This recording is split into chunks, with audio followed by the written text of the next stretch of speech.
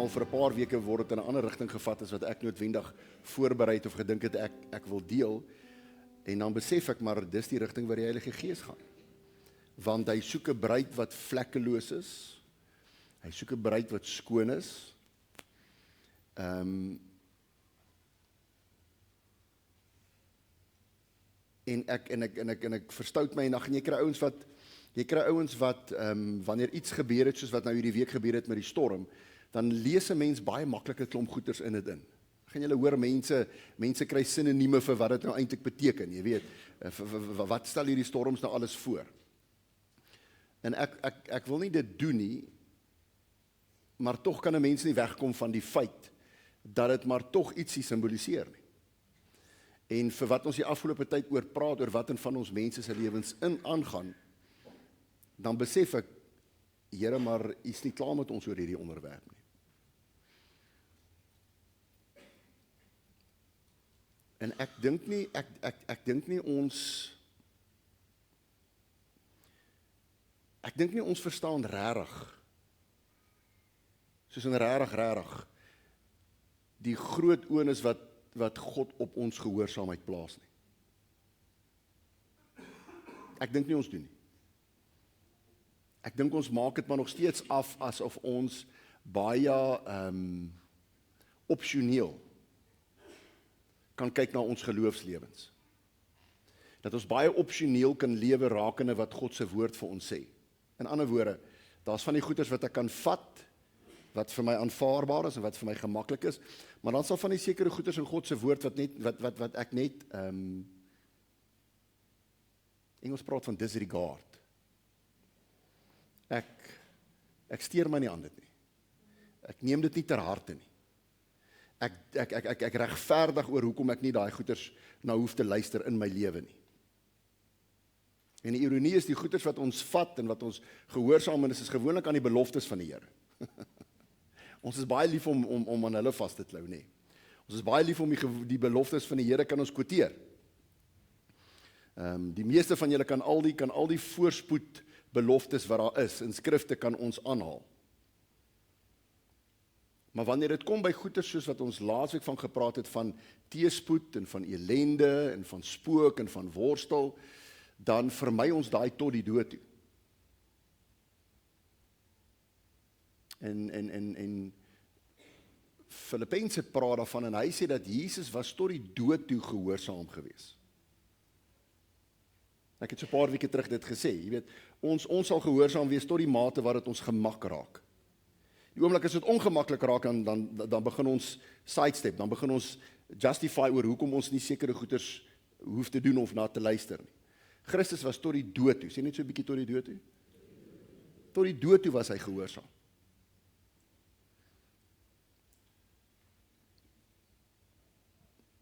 En ek wil vir jou net hierdie Psalm, toe Karen nou hier praat oor hierdie stilte om te dink en toe te laat dat die Heilige Gees met jou praat, dat jy kan hoor wat sê hy vir jou. Toe bring die Here net vir my hierdie skrifgedeelte op en dis Psalm 51. Nou ek gaan vir jou net so 'n stukkie konteks gee. Hierdie Psalm gaan oor toe Dawid 'n ander man se vrou gesteel het. Dit handel oor how did he deal with that tremendous sin? Want ons almal weet, hy het nie net 'n ander man se vrou begeer nie. Ons weet, hy het nie net 'n ander man se vrou swanger gemaak nie, maar hy het daai selfde man laat vermoor ook. En een van die profete van die Here kom na hom toe en hy kom praat met Dawid hieroor en hy vertel hom 'n simpel vergelykingkie. Hy sê, man, daar was 'n ryk ou gewees wat 'n klomp skape gehad het en met al hierdie skape wat hierdie ou gehad het, het hy sy buurman gecheck, maar hierdie ou te mooi lammetjie daai kant. En hy maak 'n plan en hy hak daai lam hier deur die draad. Jy sien net wol aan die draad sit, soos wat hy hom al vinnig deurpluk. En Dawid vererg hom verskriklik en hy sê, daai ou moet sekerlik sterf. Hy het alles gehad en dan vat hy nog daai ou ook, daai ou se lammetjie ook. En die profeet sê vir hom, Dawid, dit is jy van wie die Here praat. En Dawid het verskriklike diep berou gehad oor dit. En hy het in sak en as gegaan, en hy het voor die Here gaan lê, en die Here aangeroep, en gesmeek vir vergifnis. Maar daar's 'n gedeelte hier wat vir my so uitstaan, want ek dink dis wat ons nie besef na die uiterstes toe, wat die Here sal gaan om jou en my te kry om te luister nie.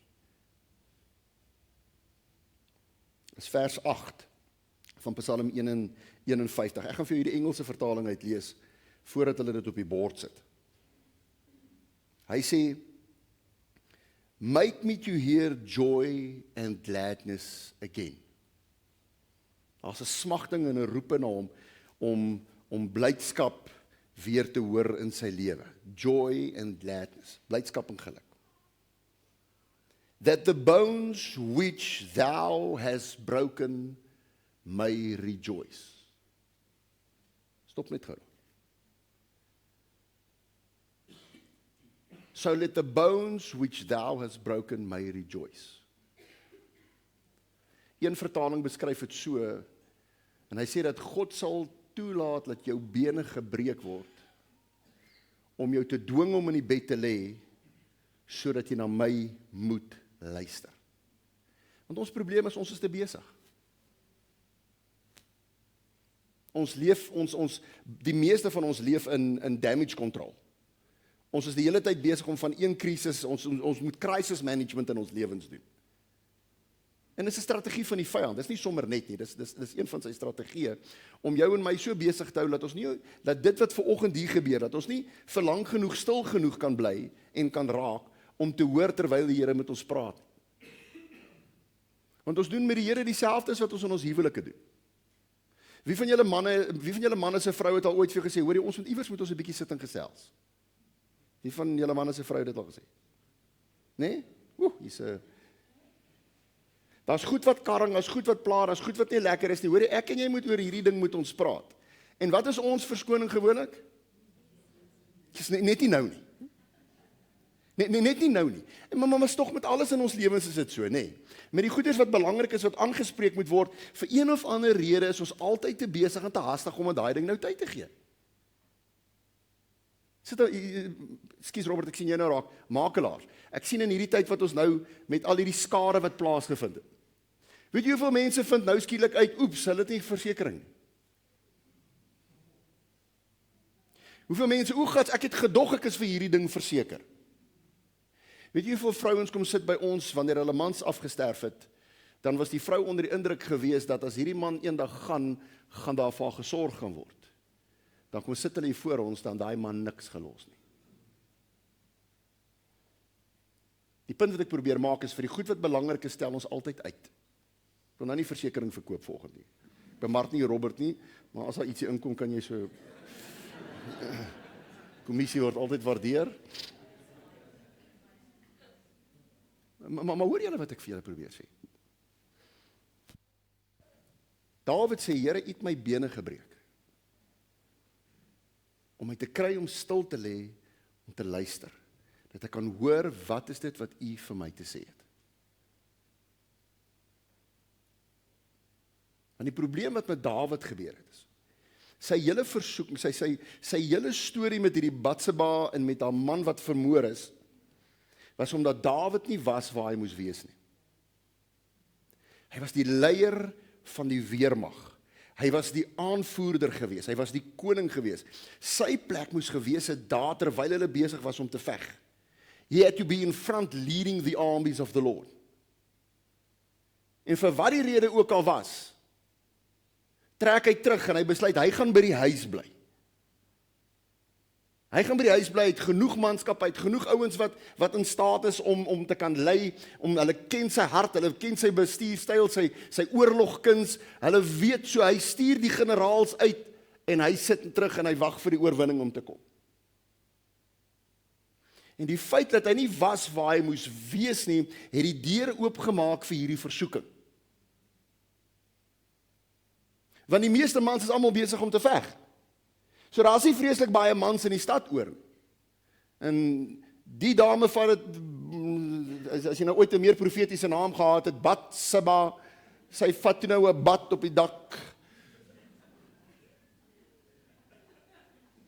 Die Bybel sê dit nie, ek neem dit net aan. En sy's nie waar sy moet wees nie, of hy's nie waar hy moet wees nie, en hy sien hierdie versoeking raak. En die Bybel sê nie vir ons presies in detail wat was dit wat die Here mee besig was nie, maar wat ek in dit inlees is, Dawid was nie waar hy moes wees nie. As koning het hy nie sy posisie en sy plek ingeneem daar waar hy moes gewees het nie. Hy het nie sy manskappe gelei nie. En dit maak hierdie deur oop. En in hierdie storie sê die Here vir hom, Dawid, ek gaan hard met jou moet werk, want jy luister nie. Jy weet waar jy moet wees, maar jy maak 'n keuse om nie daar te wees nie. En kerk, en dis wat ek in ons lewens raak sien. Ons weet waar ons moet wees. Ek en jy weet waar ons in gehoorsaam moet wees. Kan ek 'n amen hoor? En ons doen dit nie. Ons doen wat ons wil. Ons maak soos 'n Kain en ons bring die offers vir die Here wat ons wil, wat ons dink hy tog net te dankbaar voor moet wees.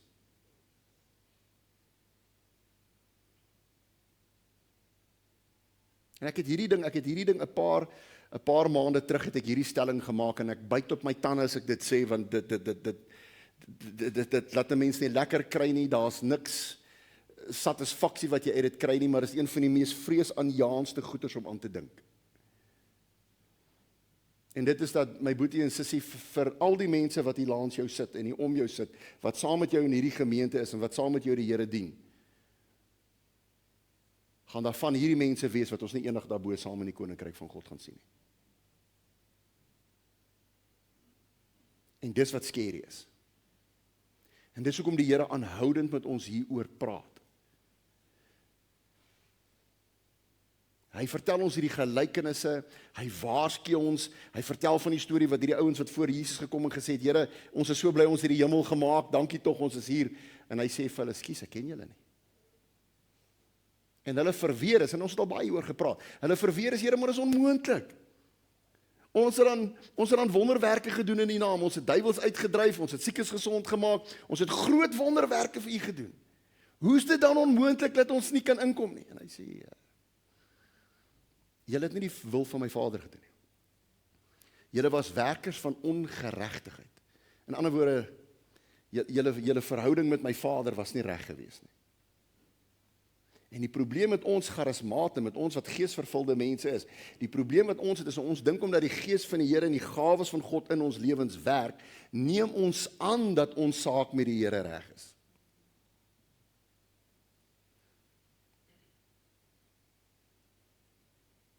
En van ons gaan hoor, hy gaan vir jou sê, ek is so jammer, ek ken jou nie. En dis hoekom hy met ons deur hierdie goeters gaan wat hy doen op die oomblik. En dis hoekom die Here soveel krisisse dalk in jou lewe loslaat, sodat jy op hierdie plek moet kom, dat jy moet begin hoor. Van ons krisisse is om ons geloof te laat groei, maar ander van ons sit in krisisse, omdat God jou wil laat wakker word, en vir jou laat begin besef, jy's nie waar jy moet wees nie, my kind.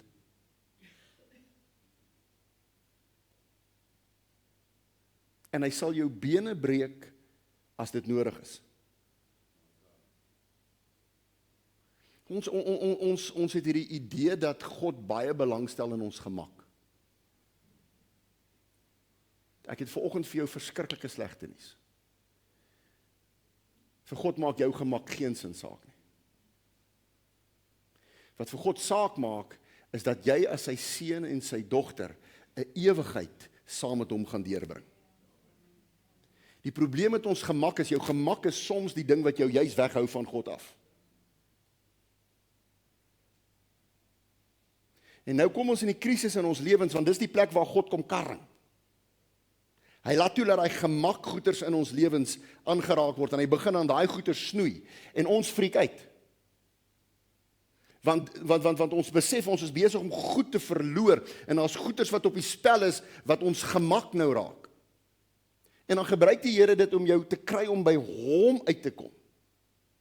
Maar in plaas daarvan dat jy hoor dat hy soek jou hart, hardloop jy na hom toe en jy's desperaat en jy sê, Here, herstel net my gemak. En ons sien nie raak dat dit is dalk die ding wat jou weggehou het van hom nie. And now he wants to get it out of the way.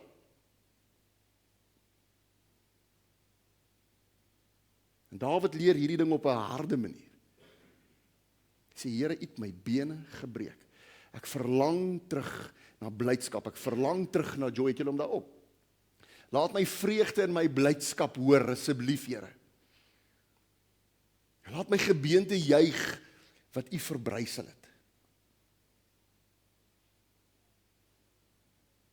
En dis hoekom hy vir ons goeie sê soos, wanneer hierdie moeilike goed op jou pad kom, en wanneer die teëspoed kom, ek wil jou geloof bou, maar ander van ons moet hoor, ek wil jou teruggee by my. I want to have you with me for all eternity. Hou op ongehoorsaam wees. En almal van ons wat hier sit weet, jy ken jou hart. Jy ken jouself. Ek het nie nodig om vir jou voorbeelde te noem, ek het nie nodig om goed. Jy ken jou hart. Jy weet. Jy weet as die Heilige Gees met jou praat, en dis hoekom ons hierdie stil oomblikke gehad het. Want hy wil met ons deel. He wants us closer. Hy soek jou nader en nader aan hom. Hy soek ons, hy wil ons heiliger maak. Hoekom? Sodat ons nog nader aan hom kan kom. Sodat jy nog meer vrymoedigheid het om nog nader aan hom te kan kom. Want hy wil hê jy moet sy wil doen.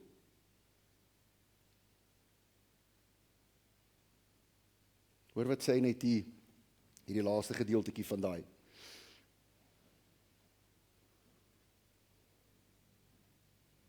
Hy sê, let me be happy and joyful, for you crushed my bones, now let them celebrate.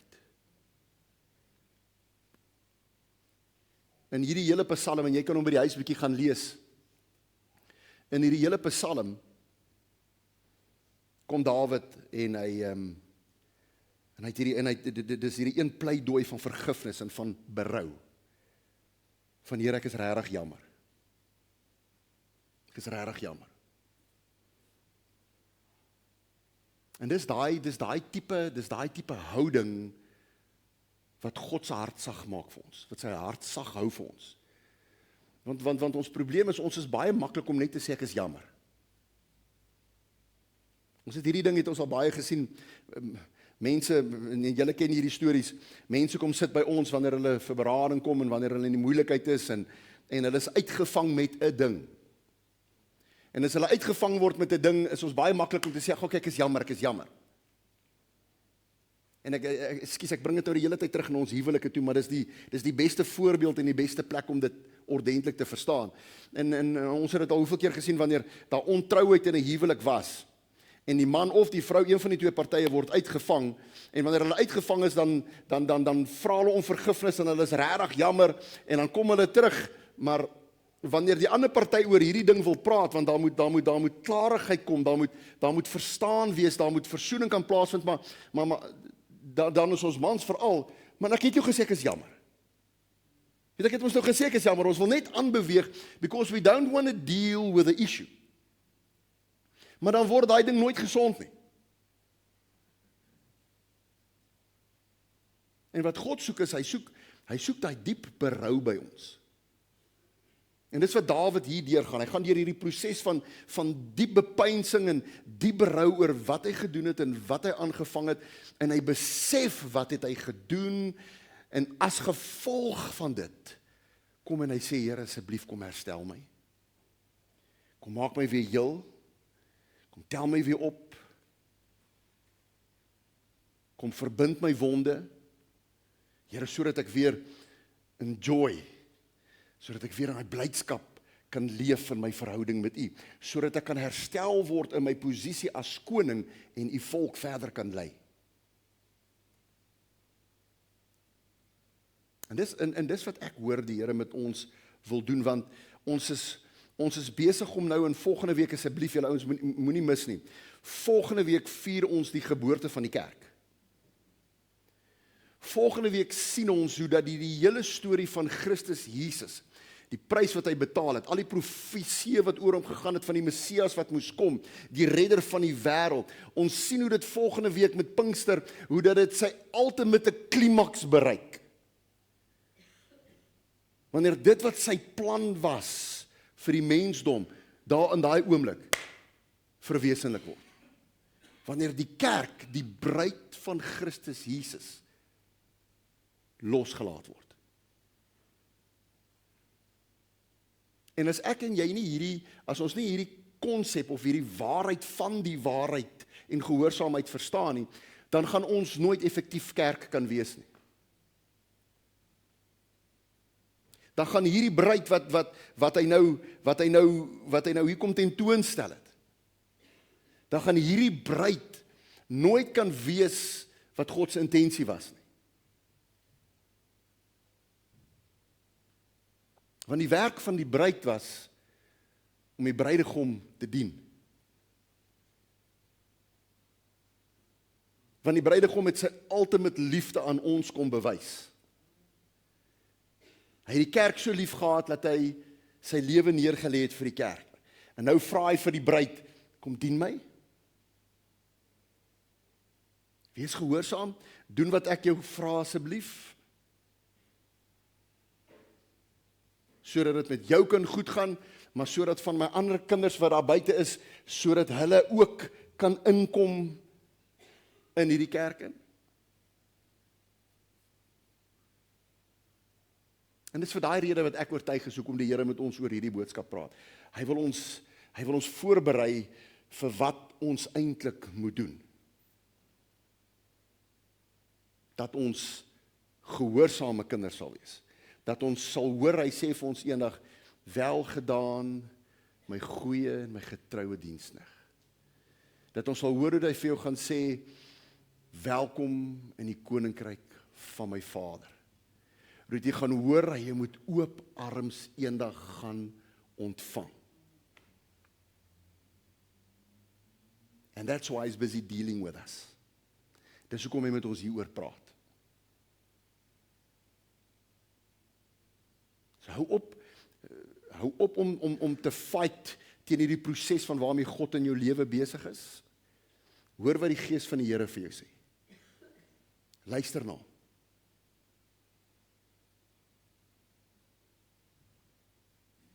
En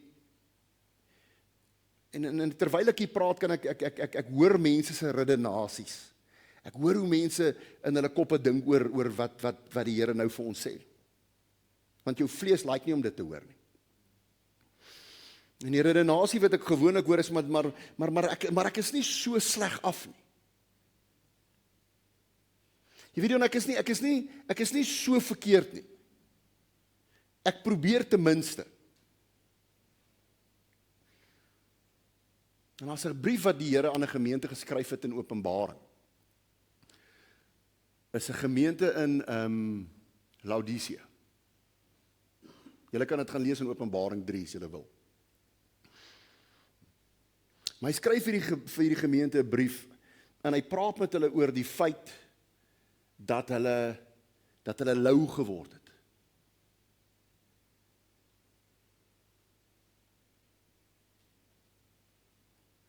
En ek wil nie die hele storie met jou hanteer nie, ek wil net daai gedeelte aanhaal, waar die Here sê, maar was julle maar warm, of was julle maar koud? Maar omdat jy,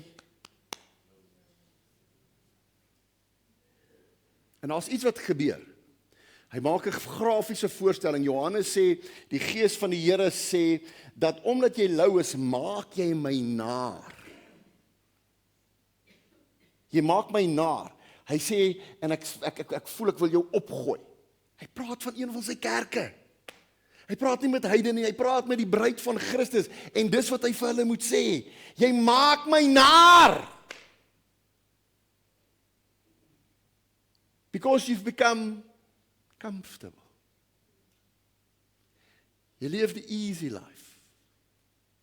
Jy het gemaklik geraak met waar jy is in jou verhouding met my. Dis hoekom die brief geskryf is. En dit was 'n verskriklike welvarende stad gewees.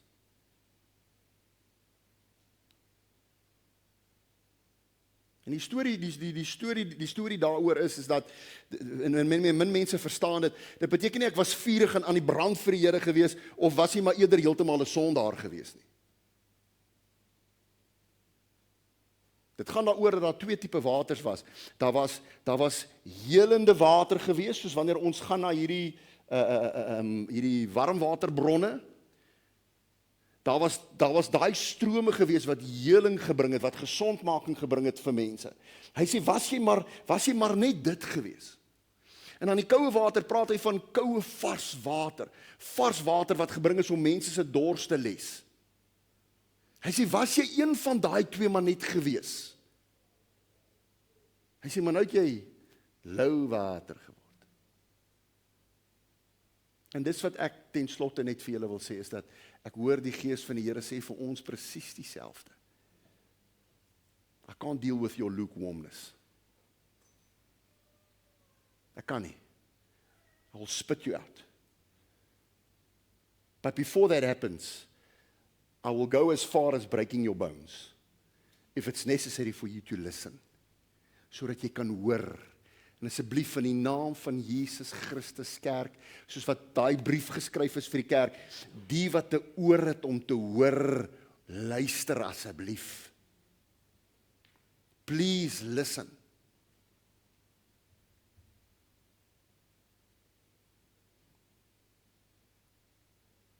Maak dit jou oogies vir my toe, asseblief, Alwees. Dankie, Zel. En nou, ek kan nie vanoggend hierdie oortuigingswerk doen nie. Dis nie my werk nie. Dis die werk van die Heilige Gees. En ek wil vanoggend net terugstaan en ek wil net sê, Here, U praat met U kerk. U praat met hierdie bruid van U.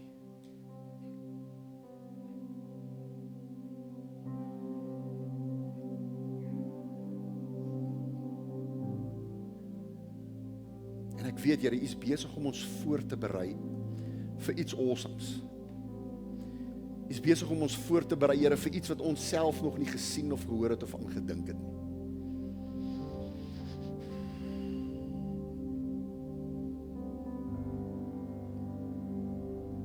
But you are a gracious God. You are full of compassion. And you are full of mercy, and that's why you are constantly talking to us, Lord. That's why you are warning us. Here, mag ons nie hierdie tydvenster wat U vir ons gee, hierdie geleentheid wat ons nou het, mag ons dit nie verspeel nie, Here.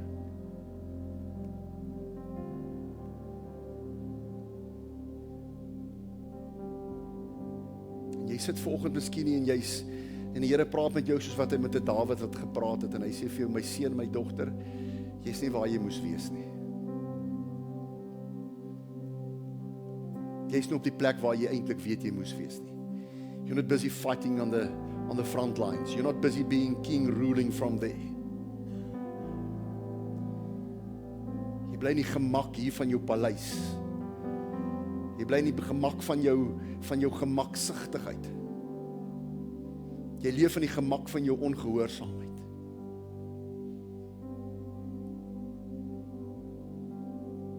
Ek soek jou daarvoor. Ek soek jou daar waar die oorlog op sy ergste is. Daar soek ek jou. Dis wat ek jou voor geroep het.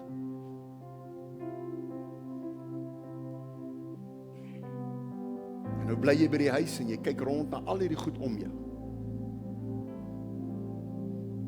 Vir Dawid was dit 'n Batseba geweest, maar vir jou kan dit dalk wees dat jy sien al die angste en al die vrese, jy sien al die negatiewe goed raak.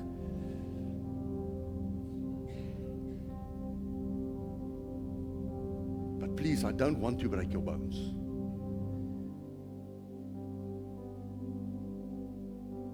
But don't push me. Don't push me. Because I love you. I want you with me for an eternity.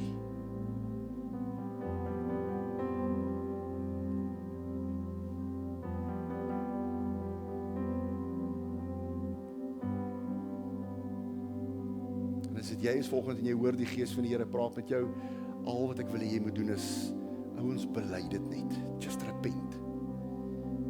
Steek net jou handjie op en sê, Here, vergewe my vir my louheid. Here, vergewe my waar ek gemaklik geraak het in my ongehoorsaamheid. Gemaklik geraak het in waar ek was op die oomblik.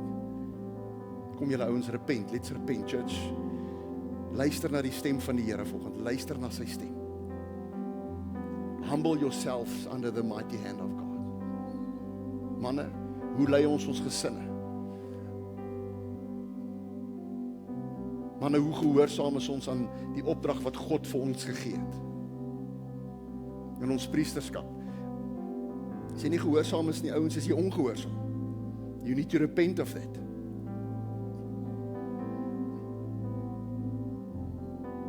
As dames, gehoorsaam is jy om daai vrou te wees wat die Here jou geroep het om te wees. Gehoorsaam is jy om jou kinders te lei.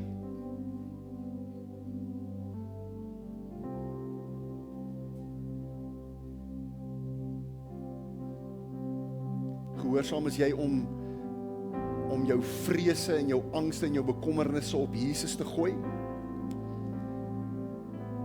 Hoekom loop jy met daai angste en daai goeters op jou rug rond? You're disobedient.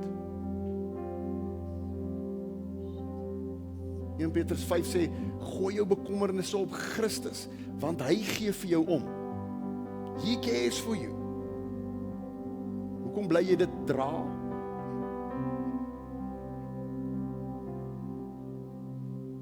Hoekom luister jy so vir jou vleesmens? Hoekom doen jy so wat jou vlees begeer en wat jou vlees wil hê? As jy vleeslike goed bedink, sê die Bybel, ouens, gaan dit doodbring in jou lewe. As jy aanhou saai na jou vleesmens toe, gaan jy korrupsie maai, sê die Bybel. Repent of that.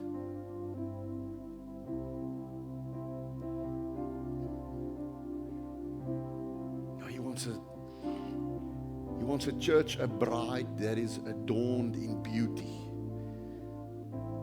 that is clothed with holiness, sonder vlek en sonder rimpel, ouens.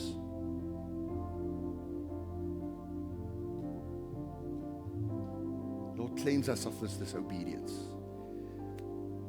Maak daai jou gebed, sê Here, kom reinig my van ongehoorsaamheid asseblief. Sê dit, bely dit, ouens, bely dit. Moet dit nie dink nie, bely dit met jou mond. Here, ek maak klaar met hierdie ongehoorsaamheid in my lewe.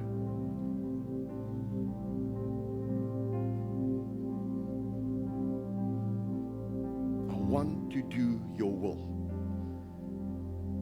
Ek wil 'n werker van geregtigheid wees, Here. Ek wil in geregtigheid leef. Ek wil in my geregtigheid staan. Want ek is 'n seun van dogter van God. Ek is 'n dogter van God. Ek is 'n kind van die Here.